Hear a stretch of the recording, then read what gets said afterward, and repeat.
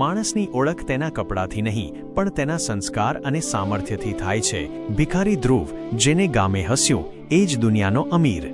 ઘણા વર્ષો પહેલા એક નાનકડું ગામ હતું. ગામના લોકો આમ તો સીધા સાદા હતા, પણ પોતાના પૈસા અને પ્રતિષ્ઠાના અહંકારમાં રાચતા હતા. એક દિવસ એ ગામમાં એક અજાણ્યો માણસ આવ્યો. તેના કપડાં ફાટેલા હતા, દાઢી વધેલી હતી, હાથમાં એક જૂની થેલી હતી અને પગમાં ચપ્પલ પણ નહોતા. તેને જોઈને ગામના લોકો અંદરો અંદર વાતો કરવા લાગ્યા. આવો ભિખારી ક્યાંથી આવ્યો? આ તો આપણું ગામ ગંદુ કરી નાખશે. તે માણસનું નામ હતું ધ્રુવ. ધ્રુવ ગામના ચોકમાં જઈને શાંતિથી બેઠો.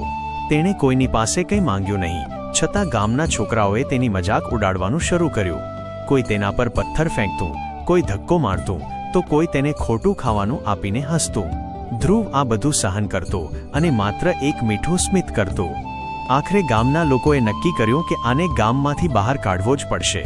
સરપંચે આવીને આદેશ આપ્યો, આવો ગંદો માણસ ગામમાં ન જોઈએ, કાઢી મૂકો એને. લોકોએ ધ્રુવને પકડીને ગામની સીમની બહાર ફેંકી દીધો. ત્યારે ધ્રુવે ધીમેથી એટલું જ કહ્યું, હું આ આખા ગામને બચાવી શકું છું, તમે હજી મને ઓળખતા નથી.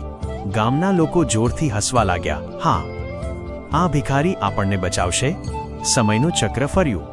થોડા જ દિવસોમાં ગામ પર આફત આવી. ભયંકર દુકાળ પડ્યો. ખેતરો સુકાઈ ગયા, કૂવાઓના પાણી તળિયે ગયા અને લોકો પાસે ખાવાના ફાંફા પડવા લાગ્યા. સરકારી મદદ પણ પહોંચતી નહોતી. આ વાતની જાણ ધ્રુવને થઈ. તે ફરીથી ગામમાં આવ્યો. લોકો પાસે પીવા માટે પાણી પણ નહોતું. ધ્રુવે એક વ્યક્તિ પાસે ફોન માંગ્યો અને ક્યાંક વાત કરી. ગામના લોકો ફરી તેની મજાક કરવા લાગ્યા. જોયું, આ ભિખારી હવે ફોન પર ઓર્ડર આપે છે. આ તે વળી શું કરવાનો? પણ થોડી જ વારમાં આખું ગામ દંગ રહી ગયું. ગામમાં એક પછી એક આલિશાન લક્ઝરી કારોનો કાફલો આવી પહોંચ્યો.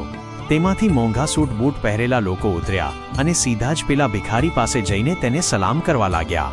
હવે એ માણસ ભિખારી નહોતો. તેની દાઢી ટ્રીમ કરેલી હતી, નવા કપડાં હતા અને ચહેરા પર ગજબનો આત્મવિશ્વાસ હતો. એ બીજું કોઈ નહીં પણ વિશ્વપ્રસિદ્ધ ઉદ્યોગપતિ ધ્રુવ મહેતા હતા. ગામના સરપંચ ધ્રુવના પગમાં પડી ગયા અને રડતા રડતા માફી માંગવા લાગ્યા.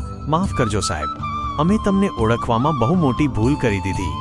ધ્રુવે ખૂબ જ શાંતિથી જવાબ આપ્યો, જ્યારે હું ભિખારી બનીને આવ્યો ત્યારે તમે મને માણસ પણ ન ગણ્યો, અને આજે જ્યારે હું અમીર છું ત્યારે તમે મારા પગે પડો છો.